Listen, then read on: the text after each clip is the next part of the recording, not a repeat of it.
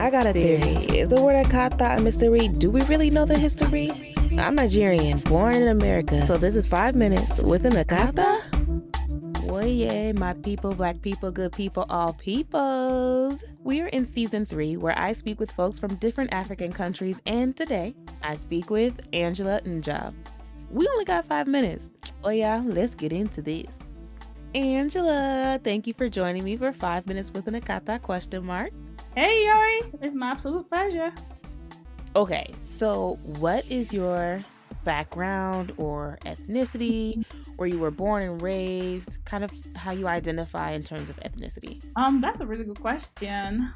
I'm Cameroonian, born in Cameroon, and I came to the US when I was 13.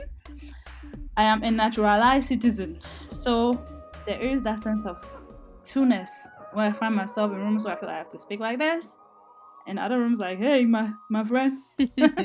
But I define myself as a black woman. I love that.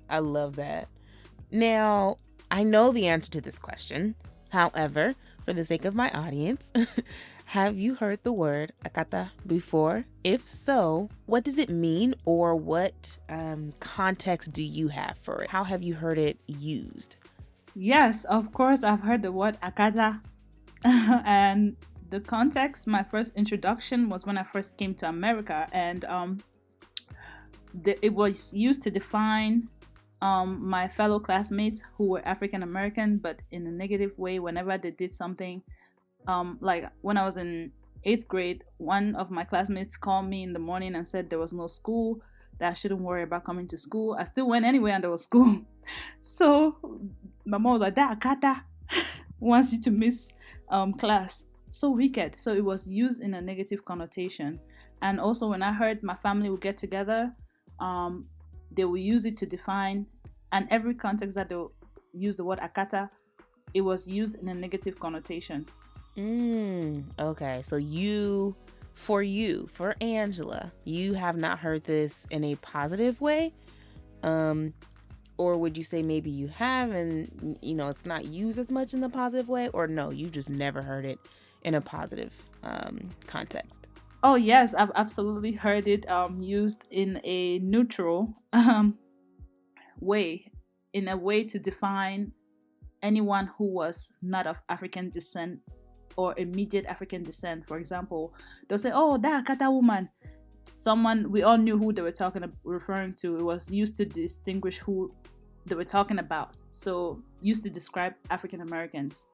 What do you think is dividing Africans and African Americans? And then 2, what similarities do you see? If you can do that in 30 seconds. Wow, I'll try my best. What is dividing Africans and African Americans? Our perception of each other, I would say. We think that the other person, Africans think African Americans hate Africans, and African Americans think African thinks they're better than African Americans.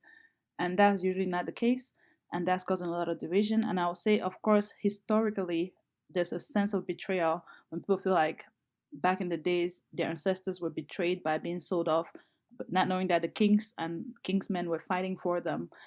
And the similarities are that we're very driven, hardworking people. We should unite, because at the end of the day, when I lived in Europe, they saw me as a black person. They didn't care what ethnicity I was. They didn't care if I was African American. They just saw me as a black woman, which is why I define myself as a black woman. So we should all unite. We have more similar than differences. Oh my goodness, that was very well. That was very well said. That was really good. I love that you tied it back to what you spoke to earlier, which is, this is why you define yourself as a black woman. I love that. Cool. Well, thank you, Angela, for joining me for 5 minutes with an Akata. I appreciate you being on the show. My absolute pleasure, Iyore.